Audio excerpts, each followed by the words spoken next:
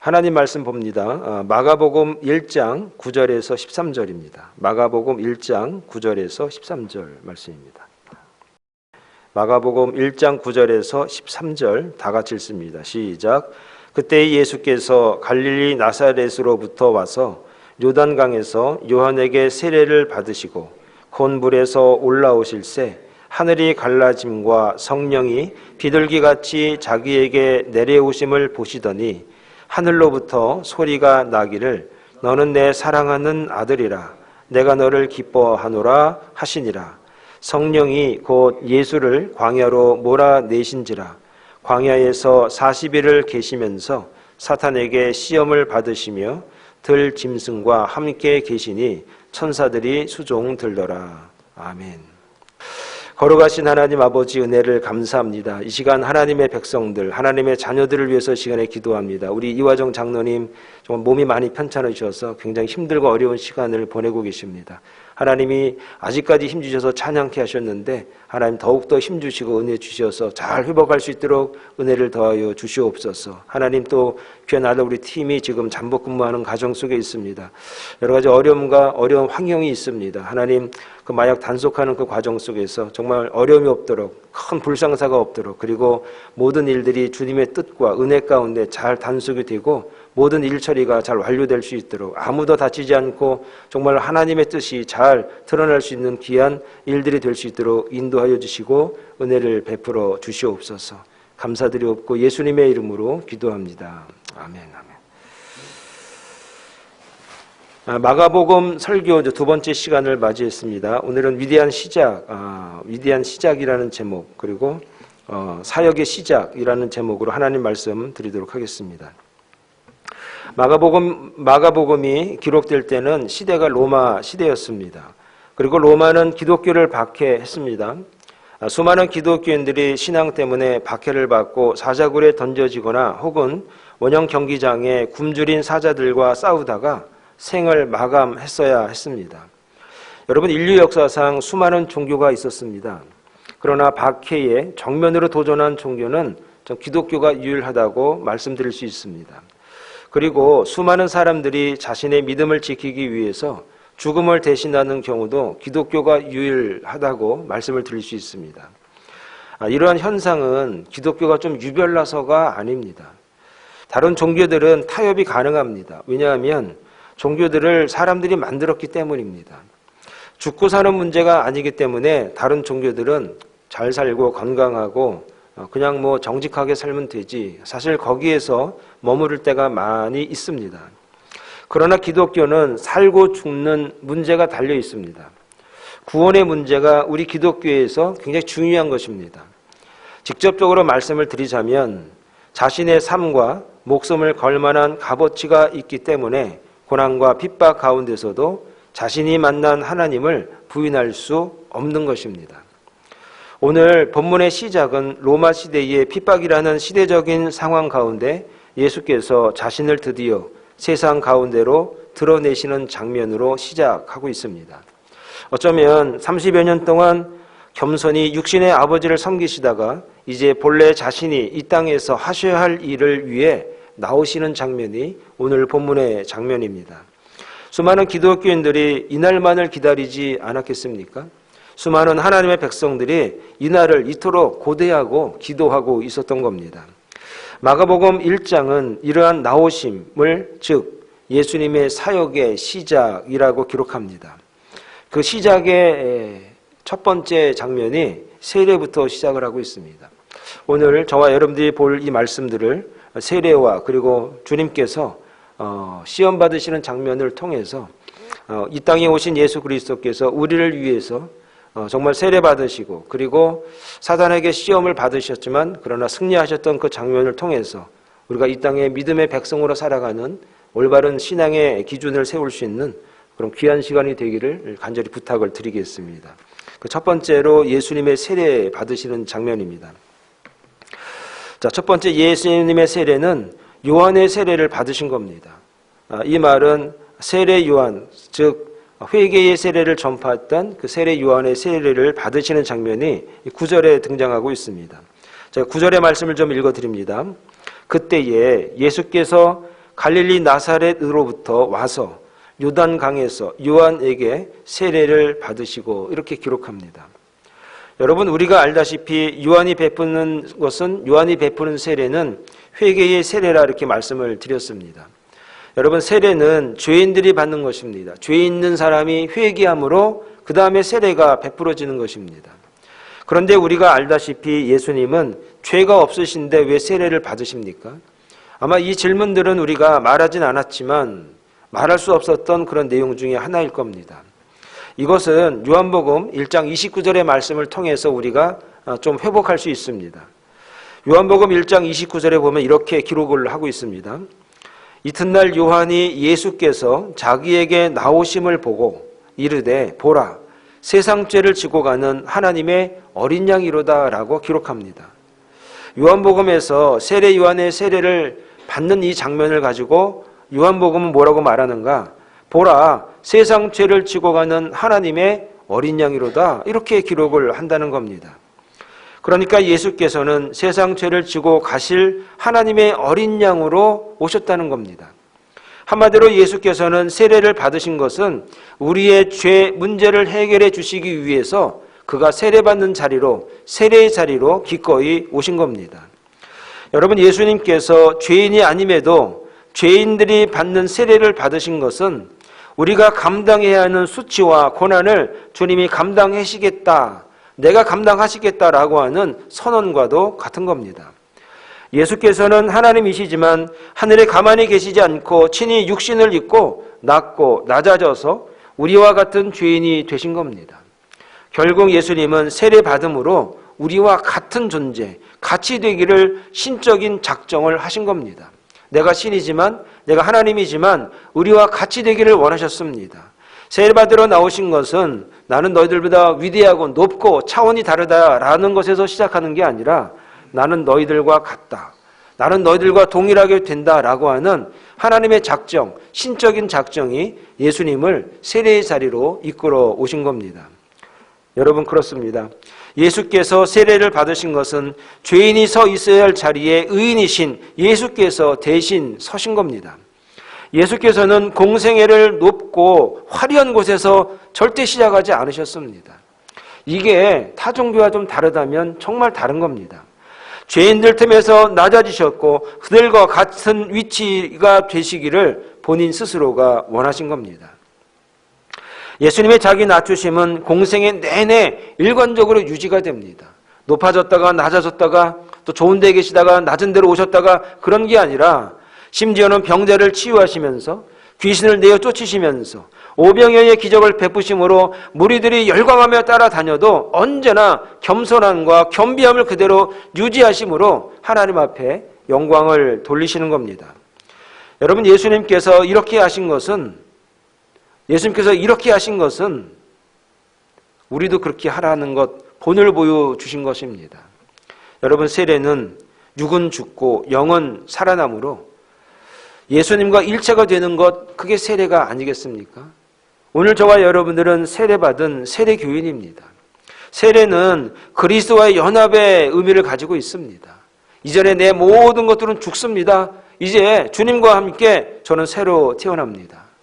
따라서 우리가 세례를 받았기에 예수 그리스도처럼 자기를 낮추고 자기를 비하하는 삶을 살아가는 것은 어떻게 보면 당연합니다.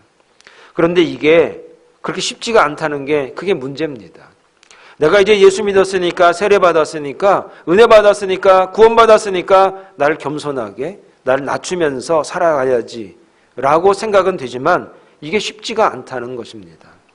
그래서 바울이 어떻게 고백하냐? 나는 날마다 죽노라. 여러분, 바울 같은 그런 대사도도 그가 고백하는 그 내용이 무엇입니까? 내 죄 때문에, 내가 높아지려는 것 때문에 난 날마다 죽어, 난 날마다 죽노라 라고 고백을 한다는 겁니다. 사실 우리가 예수님처럼 자기 낮춤의 삶을 살아가면 가정이나 직장이나 일상의 삶 가운데서 겪는 많은 문제들이 해결될 것들이 너무나 많습니다. 여러분, 인간관계의 문제는 대부분 자신을 낮추지 않기 때문에 일어나지 않습니까? 싸움이 일어나는 것을 가만히 들여다보면 자기를 과신하려고 하는 데서부터 시작이 되더라 이 말입니다. 너보다 내가 낫지, 네가 내 말을 들어야지 내가 어떻게 네 말을 들어 라고 시작을 하면은 그것이 싸움이나 질투나 갈등으로 이어진다는 겁니다. 주님은 세례 받으시는 자리에 나오신 것은 무엇입니까? 나는 너희들과 똑같아진다는 겁니다. 세상의 사람들과 인간들과 죄 많은 그 사람들과 나는 똑같아지기를 바란다 라는 것부터 시작이 바로 예수님의 사역의 시작이라는 겁니다. 사랑하는 여러분, 예수님의 등장은 세례의 자리에 나오심으로 시작하셨습니다. 그 자리는 죄인들이 받아야 하는 회개의 세례를 죄가 없으신 예수님 본인이 직접 받으심으로 이 자체가 낮아지시고 낮추시는 그러한 주님의 결단이셨습니다. 오늘 저와 여러분들이 신앙생활하는 것 어떻게 시작해야 됩니까? 어떤 마음으로 해야 됩니까? 어떻게 세상에서 그리스도인으로 살아가야 됩니까? 겸손함으로, 나를 낮춤으로, 최소한 당신이 나보다는 낫습니다 라는 그 마음의 자세만 있어도 우리는 투쟁과 분쟁과 갈등과 어려움과 속상함으로부터 회복될 줄로 믿습니다. 이런 은혜가 오늘 저와 여러분 가운데 함께하기를 간절히 축원을 드리겠습니다. 두 번째 10절에 세례 받으시면서 일어난 현상이 있는데 하늘이 갈라졌다라고 기록합니다. 자, 10절의 말씀을 제가 한번 읽어봅니다. 곧 물에서 나오실새 하늘이 갈라짐과 성령이 비둘기같이 자기에게 내려오심을 보시더니 이렇게 기록합니다. 자, 물에서 나오셨다. 세례가 끝나시고 세례 받으시고 나서 이제 나오셨습니다. 그랬더니 하늘이 갈라졌다는 겁니다. 여기 하늘이 갈라졌다라고 말하는데 이 갈라지다라고 하는 그 원래 그 말을 보면은 스기조라고 하는 헬란 말이 쓰여져 있습니다. 이건 동사입니다. 동사인데 문법을 좀 말씀을 드리면은 현재 분사형입니다. 그러니까 이 동작이 한번 갈라지고 끝난 게 아니라 계속 갈라지고 있는 겁니다. 하늘이 계속해서 갈라지고 있는 겁니다. 이게 계속해서 계속 갈라지는 동작이 스기조, 갈라지다 이렇게 써 있습니다. 이 단어들이 뭐 찢어지다 이런 말도 있고 뭐 자르다 이런 의미로도 쓰이고 있는 겁니다. 하늘이 갈라진다는 것은 그러면은 무슨 뜻입니까? 무슨 의미입니까? 하늘이 갈라졌다는 표현을 갖다가 마가가 자기가 고안해낸 말입니까? 성경은 그렇게 이야기하지 않습니다. 이 말은 마가가 이사야 64장 1절의 말씀을 통해서 인용하고 있습니다. 이사야 64장 1절에 보니까 이렇게 기록합니다. 구약인데 원하건대 주는 하늘을 가르고 강림하시고 주 앞에서 산들이 진동하기를 이렇게 나와 있습니다. 여러분 이 말씀은 이스라엘 백성들이 하나님께 드린 간구, 기도의 내용 중에 한 부분입니다. 그래서 이스라엘 백성들은 하나님의 백성들은 메시아 그리스도께서 하늘을 가르시고 하늘에서 강림하시기를 간절히 기다리고 있었던 겁니다. 이스라엘 백성들은 분명히 이 땅에 메시아가 오면은 하늘이 열릴 것이다. 하늘이 찢어질 것이다. 하늘이 갈라질 것이다. 그리고 우리에게 당당히 주님이 메시아가 이 땅에 우리를 위해서 오실 것이다. 이렇게 기도하고 있었고 그렇게 바라보고 있었던 겁니다. 그런데 여러분 우리가 잘 알다시피 구약의 맨 마지막 책이 무엇이죠? 말라기 선지자 이후로 400년 동안 하늘에서 또 하나님의 말씀이 선지자가 보내지지 않았습니다.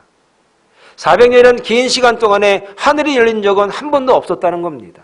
하늘을 여시고 하나님이 말씀하셔서 이스라엘 백성들에게 하나님이 직언해 주시고 인도하시는 그런 간섭하심이 400년 동안 없었던 겁니다.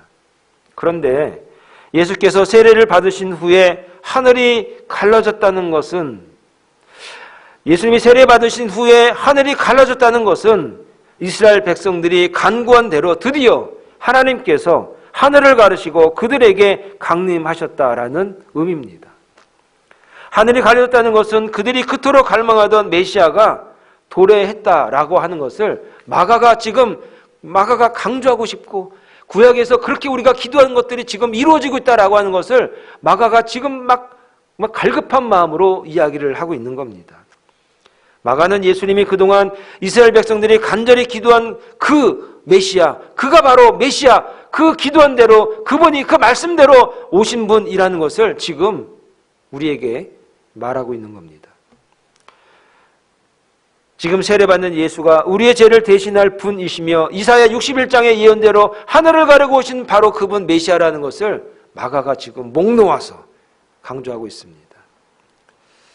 여러분, 중요한 것은 마가는 하늘이 갈라졌다라고 하는 이 표현, 하늘이 찢어졌다라고 하는 이 표현을 여기만 쓰지 않고 한 번 더 사용하는데, 나중에 예수님이 십자가에서 죽으실 때에 성전의 휘장이 위에서부터 아래로 쫙 갈라진 사건이 있었습니다. 그때 한 번 더 인용을 하는 겁니다. 이 두 사건을 가지고 우리가 알 수 있는 게 있습니다. 이거는 사람이 원한다고, 사람의 힘으로, 사람의 능력으로, 사람의 의도로 되는 것이 아니라 전적으로 하나님이 허용하셔야, 전적으로 하나님의 일하심이, 전적으로 하나님께서 말씀하셔야만이, 하나님이 인도하셔야만이 되는 일이라는 겁니다. 이것을 신학자들은 하나님의 승인이라 말하고 있습니다. 사랑하는 여러분, 이러한 승인의 필요는 지금 주님의 일은 하나님의 승인에 의한 것이기 때문에 분명하고 정확한 목적을 위한 일이라는 겁니다. 이것은 하나님께서 정확한 목적을 가지시고 하는 일이기 때문에 불안해하거나 후회될 일이 아니라는 겁니다. 정확한 일이기 때문에, 정확한 목적을 이루기 위한 하나님의 결정이기 때문에 이 일은 맞다는 겁니다. 오늘 저와 여러분들이 예수 믿으면서 뒤돌아볼 때가 얼마나 많습니까? 내가 교회 오는 것, 신앙생활하는 것, 내가 이렇게 예배 드리는 것, 내가 예수 믿는 것, 이게 진짜 맞을까라고 뒤돌아볼 때가 있지 않습니까? 마가는 그러지 말라는 겁니다.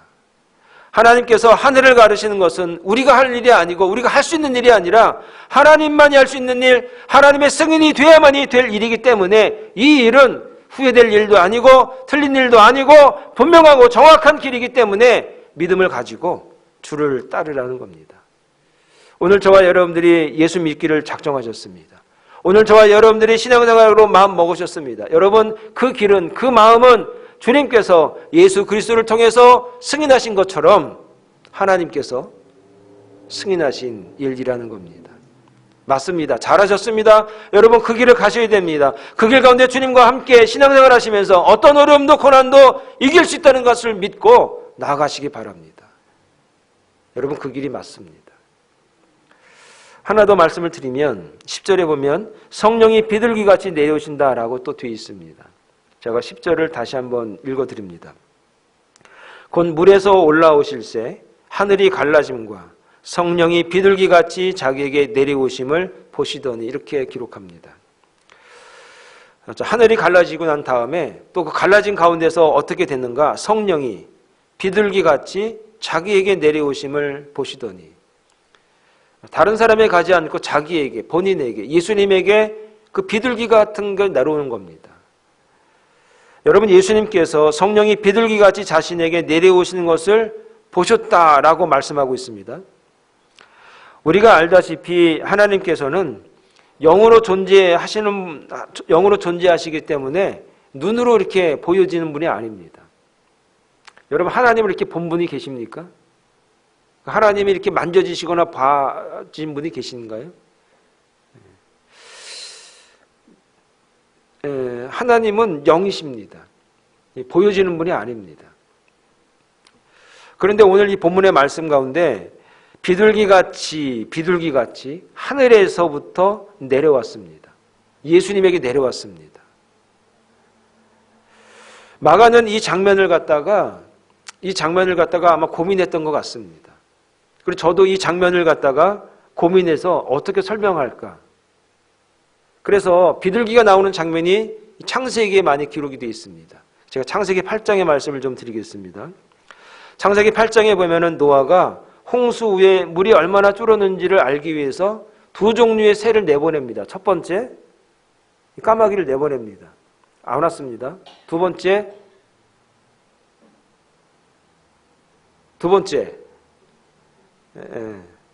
어려워요? 비둘기를 내보냈습니다. 그랬더니 뭘 물고 왔죠? 감람나무 잎사귀를 물고 왔어요. 그래서 노아가 알았습니다. 아, 이제 우리가 살았다. 땅이 보이는구나. 감람나무 열매도 있었고, 뭐 나무가 있고, 이제 이 배가 정착이 되겠구나. 이 말이 무슨 말이죠? 구원받았구나. 살았다. 이제 우리가 이 땅에서 살 수 있겠구나. 그래서 이 비둘기라고 하는 존재는 구원의 상징입니다. 노아가 봤을 때 우리가 살 수 있게 됐구나. 이제 이 땅에 내려가서 이제 구원받은 백성으로 살 수 있겠구나. 하나님이 우리를 구원하셨구나. 이 방주에서 우리가 구원받았구나. 라는 것을 알게 됩니다. 그래서 비둘기는 어찌 보면 구원의 상징과도 같습니다. 또 하나 창세기 15장 9절에 보면은 아브라함에게 하나님께서 제사를 드리려고 하셨을 때 제사에 바쳐질 그러한 동물들을 이야기하시는데 그 동물들의 종류를 좀 제가 설명을 드리겠습니다. 그 첫 번째는 3년 된 암소와 3년 된 암염소, 그리고 3년 된 숫양, 그리고 산비둘기와 집비둘기 새끼들, 이렇게 기록이 되어 있습니다. 여러분, 창세기 15장에 나와 있는 이런 재물에 관한 얘기를 우리가 좀 알아둘 필요가 있습니다. 재물이 뭐죠? 하나님 앞에 제사에 쓰일 재물입니다. 양, 염소, 비둘기, 하나님 앞에 드릴 재물이라는 얘기입니다. 여러분, 제사라고 하는 것은 하나님과 인간을 연결시켜주는 고리였습니다. 그 당시에. 그래서 재물은 무엇이죠? 이것을 바쳐짐으로 이 재물 때문에 하나님 앞에 우리가 다시 만날 수 있고 하나님과 관계가 회복되는 그런 순간이 재물이 바쳐짐으로 그게 가능한 겁니다. 그런데 창세기 15장에 보니까 비둘기를 제물로 바치라는 겁니다. 그런데 성령께서, 하늘이 갈라지면서 성령께서 비둘기같이 예수님에게 임하셨다는 것은 결국 무슨 의미를 말하는 것이죠? 마가가 지금 얘기하고 싶은 것은 예수 그리스도께서 제물이 된다는 얘기입니다.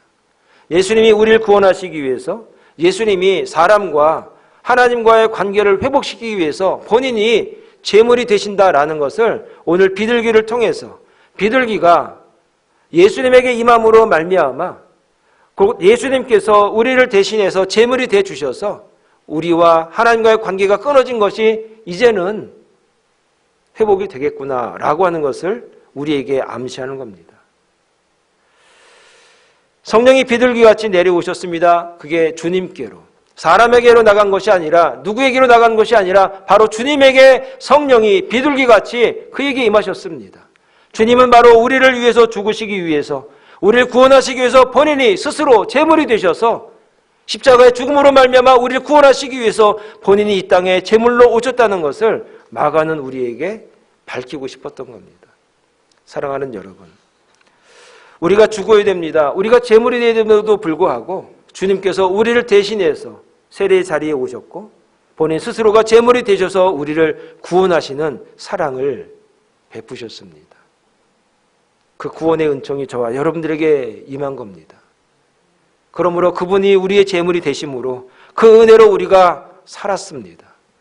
그 제물 되심을 통하여서 그 은혜로 말미암아 우리가 구원의 자리에 나아갈 수 있게 되었습니다.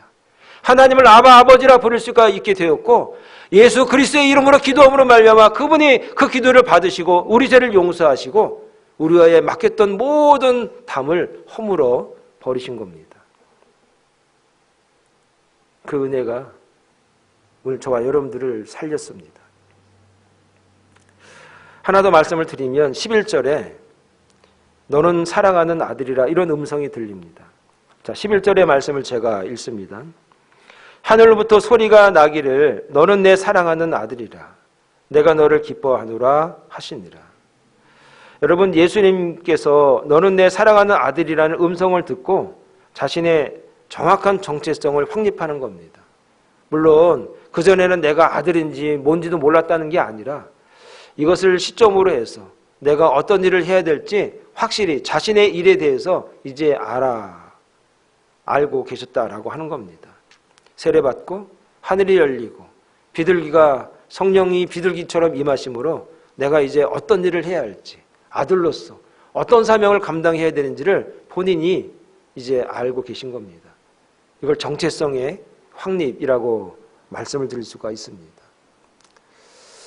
예수님은 이때부터 자신이 무엇을 해야 될지를 아셨기 때문에 어떻게 사셔야 되는지, 어디로 가셔야 되는지, 그리고 어떤 모습으로 계셔야 되는지, 마지막 자기가 어디에 서 있어야 되는지를 아셨기 때문에 한 번도 흐트림 없이 본인의 일을 감당하셨습니다. 여러분, 우리도 세례받았습니다. 오늘 저와 여러분들이 세례받았습니다. 우리도 하나님의 은혜로 세례 교인이 됐습니다. 주님처럼 우리도 세례받았습니다. 우리도 하나님의 자녀가 된 겁니다. 이제 하나님의 자녀답게 살아야 됩니다. 하나님의 자녀다움이 있어야 됩니다.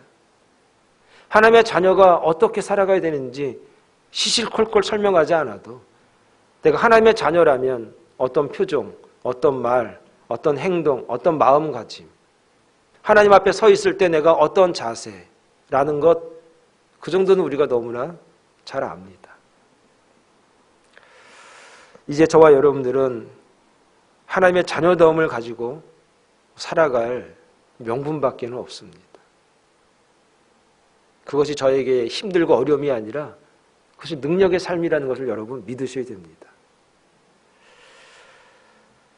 자, 여기까지 예수님께서 세례 받으시는 장면을 이제 말씀을 드렸고, 이제 하나 더 말씀을 드릴 거는 예수님의 그 시험을 이기시는 장면, 시험 받으시는 장면인데, 자, 12절과 13절의 말씀입니다. 우리가 한번 화면에서 말씀이 나오면 우리가 한 목소리로 한번 12절에서 13절 말씀을 좀 읽기를 소망합니다. 한번 다 같이 읽어봅니다. 성령이 곧 예수를 광야로 몰아내신지라 광야에서 40일을 계시면서 사탄에게 시험을 받으시며 들 짐승과 함께 계시니 천사들이 수종들더라. 아멘. 이 장면은 제가 3월 달에 마가복음을 설교하면서 말씀을 좀 언급한 부분이지만 그러나 오늘은 좀 다른 시각에서 좀 말씀을 드릴 수도 있을 것 같습니다. 마가는 예수께서 어떤 시험을 받으셨는지보다 그 시험을 이기심으로 어떤 일이 일어났는지에 더 관심이 있었던 것 같습니다. 우리는 말씀을 할 때, 설교를 들을 때 예수님께서 이러이러한 시험을 이기셨다, 이러이러한 시험을 받았다라고 하는 시험의 종류를 말할 때가 많습니다. 그런데 마가복음은, 또 마가는 예수님이 시험 받으시고 난 다음에 어떤 일이 벌어졌는지에 더 중심을 두고 있는 것 같습니다. 그게 어떤 내용이냐면 사단에게 시험을 받으시며 시험을 받고 난 다음에 들짐승과 함께 계셨다, 이 장면입니다. 마가복음에만 나온 특징 중에 하나라고 말씀을 드릴 수 있습니다. 시험을 받았습니다. 예수님이 시험을 받았는데 들짐승도가 함께 계십니다. 천사들이 수종을 들면서 들짐승에서, 들에서, 광야에서 그 짐승들과 함께 계시는 장면입니다. 마가는 온갖 동물들의 이름을 지어주던 아담의 모습과 예수님의 모습을 비교하고 싶었던 것 같습니다. 여러분, 첫 번째 아담, 이 온 인류를 창조하시고 난 다음에 하나님께서 아담을 창조하시고 만드시고 그를 세상에 두시면서 온 동물들, 들짐승들의 이름을 지어주라고 말했습니다. 이름을 지어주면 그대로 되게 하셨습니다. 이름을 지어줬다는 얘기는 뭐냐면 네 거라는 얘기입니다. 그런데 아담은 온 동물들과 같이 있으면서 그가 시험을 받았습니다. 근데 그 시험을 이겼습니까? 졌습니까? 첫 번째 아담은 온 인류의 주인으로 왔는데 그가 받은 시험 가운데서 그는 승리했는가? 시험에서 졌습니다. 그래서 이 땅에 사망이라고 하는 게 들어오게 됐습니다. 두 번째 아담이신 예수님께서 성령이 곧 예수를 광야로 몰아내신지라 광야에서 40일을 계시면서 사단에게 시험을 받으십니다. 근데 여러분, 우리가 잘 알다시피 예수님은 시험에서 이기셨습니다. 승리하셨습니다. 그리고 난 다음에 들짐승과 함께 계십니다. 이게 굉장한 차이가 있는 것 아닙니까? 첫 번째 아담은 모든 것들을 자기가 소유할 수 있었지만 시험에 빠져서 다 죽게 됐고, 두 번째 아담인 예수 그리스도는 시험을 이기시고 난 다음에 들에서 제일 짐승과 함께 계시는 이 장면.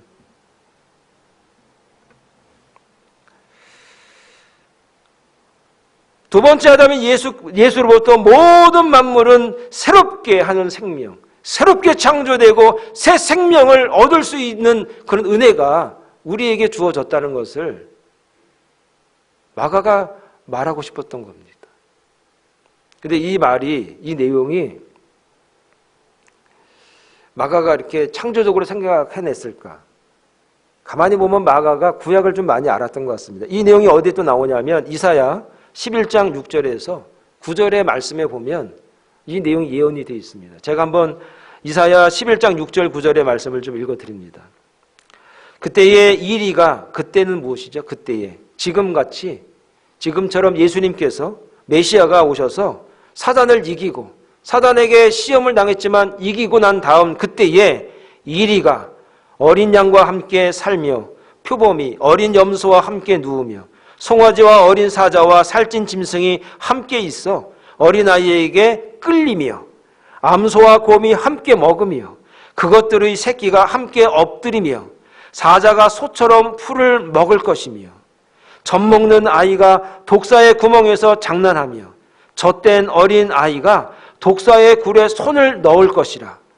내 거룩한 산 모든 곳에서 해됨도 없고 상함도 없을 것이니 이는 물이 바다를 덮음같이 여호와를 아는 지식이 세상에 충만할 것임이니라. 할렐루야.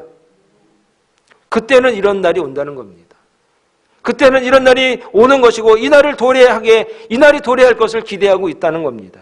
마가는 이사야의 예언이 예수님이 새롭게 하실 나라, 하나님의 구원의 완성이 되는 나라에서 성취될 것을 믿었습니다. 예수님은 사탄과의 싸움에서 승리하시고 결국 인간들을 향하신 하나님의 구원 계획을 성취하셨다라는 것을 오늘 우리에게 밝히고 싶었고 말하고 싶었던 겁니다.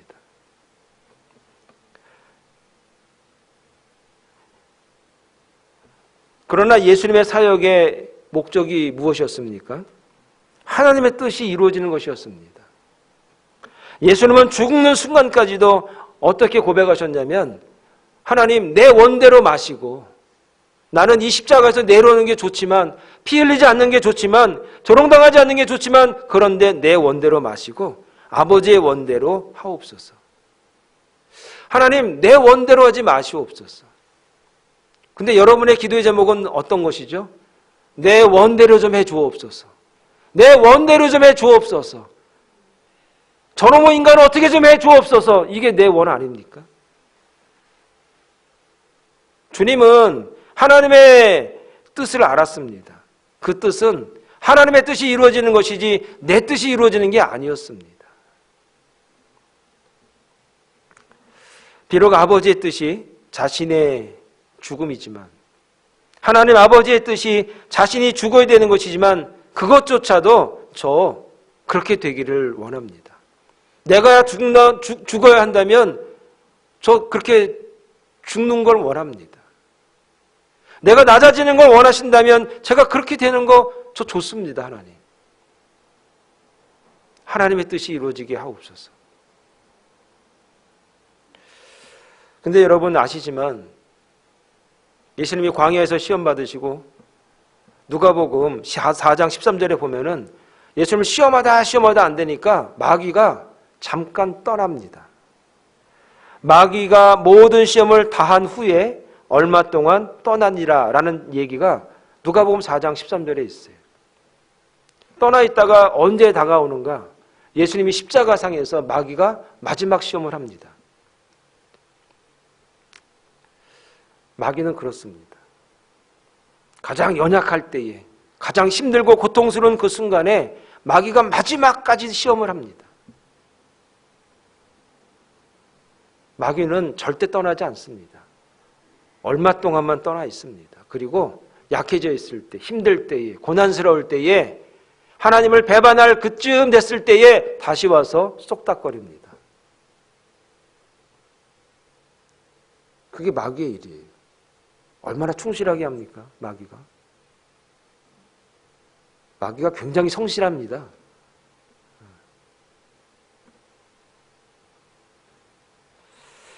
여러분, 이 장면이 오늘 저와 여러분들에게 어떻게 다가오십니까? 마귀는 저와 여러분들을 절대 떠나지 않습니다. 저와 여러분들이 예수 그리스도를 믿음으로 주님의 일을 감당하고 주님을 믿는 그 순간순간마다 마귀는 절대로 우리를 떠나지 않습니다.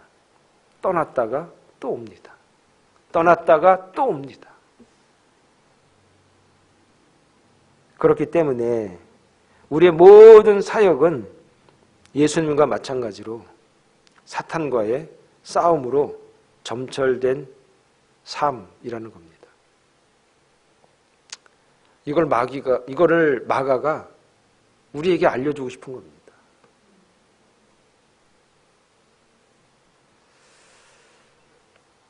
예수님께서 사역의 순간순간마다 시험을 당하시고 심지어 죽음의 현장에서도 시험을 당하신 것처럼 우리 또한 삶의 순간순간에서 시험을 당할 겁니다.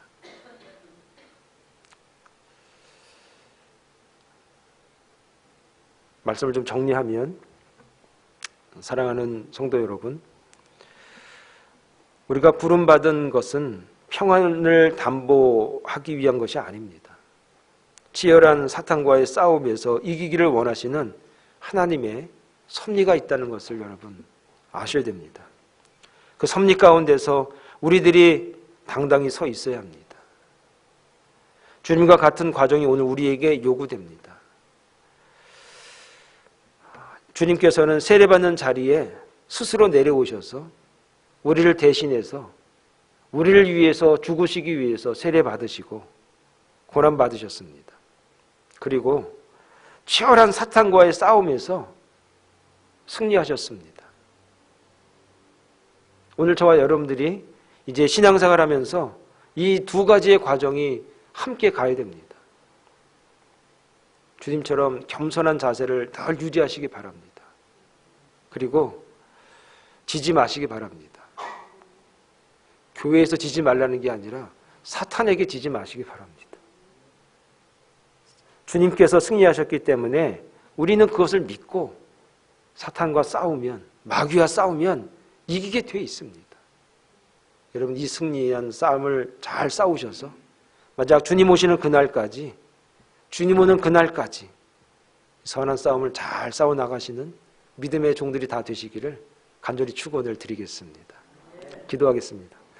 거룩하신 하나님, 은혜를 감사합니다. 주님이 이 땅에 수많은 자신의 백성들을 위해서 세례받으시고 겸손의 종으로 십자가 지기까지 하셨습니다. 사탄이 유혹했습니다. 그렇게 안 살아도 된다고, 나를 따르면은 부귀영화를 누릴 수 있다고. 근데 그 사탄의 유혹을, 사탄의 시험을 이기셨습니다. 마지막까지 사탄이 십자가 위에서까지 정말 주님을 시험했습니다. 그 극렬한 고난과 고통 속에서 그 시험이 왔을 때 얼마나 그 마음이 힘들고 어려우셨겠습니다. 그러나 주님은 이기셨습니다. 오늘 이 믿음을 가지고 이 세상에서 정말 승리의 삶을 살아가는 하나님의 백성들이 되게 하여 주시옵소서. 정말로 하나님, 정말로 겸손의 모습을 유지하게 하여 주시고, 정말 어떤 사탄의 유혹도, 사탄의 괴롭힘도 우리가 맞서 싸울 수 있는 믿음의 종들이 되게 하여 주시옵소서. 예수님의 이름으로 기도합니다. 아멘.